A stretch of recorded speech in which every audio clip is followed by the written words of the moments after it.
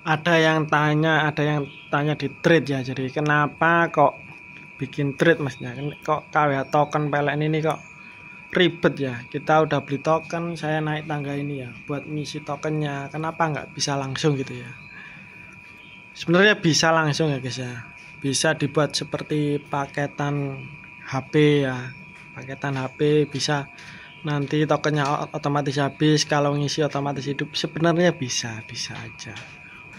Kalau KWH-nya ini sistemnya sudah online ya, sudah online itu bisa, sudah terhubung jaringan internet ataupun jaringan radio ya di pusat PLN-nya. Lah, kenapa kalau pas dulu penggantian ke KWH token itu kok nggak dibikin online sekalian? Mungkin terkait biaya ya, atau mungkin kalau biasa biaya murah ya sebenarnya bisa aja ya. Lah kalau udah diganti seperti ini, mau dilakukan penggantian KWH yang sistem baru ya, sistem online, bisa kita nggak perlu manjat-manjat ini untuk ngisi token ya, itu biaya lagi ya. Banyak inovasi yang memudahkan tapi tidak menghasilkan ya. Nah kalau ini kita ganti dengan KWH online kan tidak menghasilkan apa-apa, pembayaran orang-orang ya tetap seperti itu kayak biasanya. Inovasi yang tidak menghasilkan uang ya, ataupun tidak menghasilkan efisiensi dari pihak penyedia jasa ya buat apa itu maksudnya ya.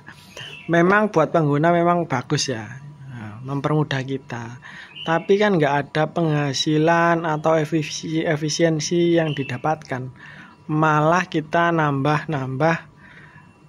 KWH baru. Berapa satu KWH? Misalnya 1 juta ya, atau 1 juta ya, kita kalikan 80 juta pelanggan, udah berapa biayanya?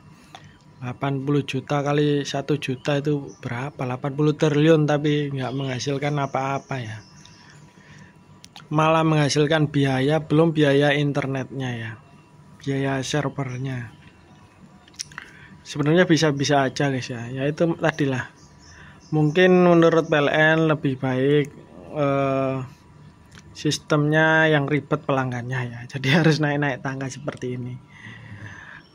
Di dunia industri pabrik itu juga banyak inovasi-inovasi yang mempermudah tapi tidak menghasilkan keuntungan atau tidak mengurangi efisiensi ya. Buat apa juga kita pakai teknologi canggih untuk mendeteksi sabun yang kosong dengan internet, relay, sistem microcontroller begini-begini. Nah, kenapa nggak kita pakai kipas angin aja yang manual, lebih hemat teknologinya daripada pakai segala macam seperti itu. Nah, seperti itu contohnya guys ya.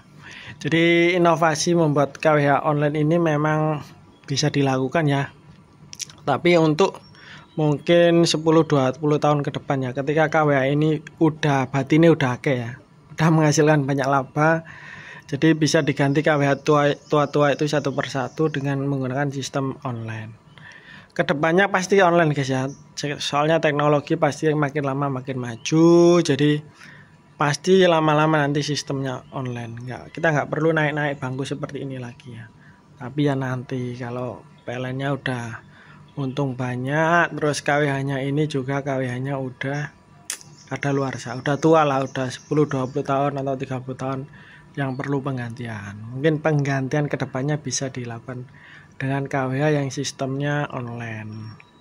Jadi KWH udah terpantau, udah ada relaynya, kalau nggak bayar tagihan atau nggak bayar apa, otomatis memutuskan listrik ya, seperti itu. Oke ya guys ya, itu aja ya, sedikit jawaban dari saya. Semua itu terkait biaya, untung laba rugi lah, intinya seperti itu. Sekian, terima kasih. Wassalamualaikum warahmatullahi wabarakatuh.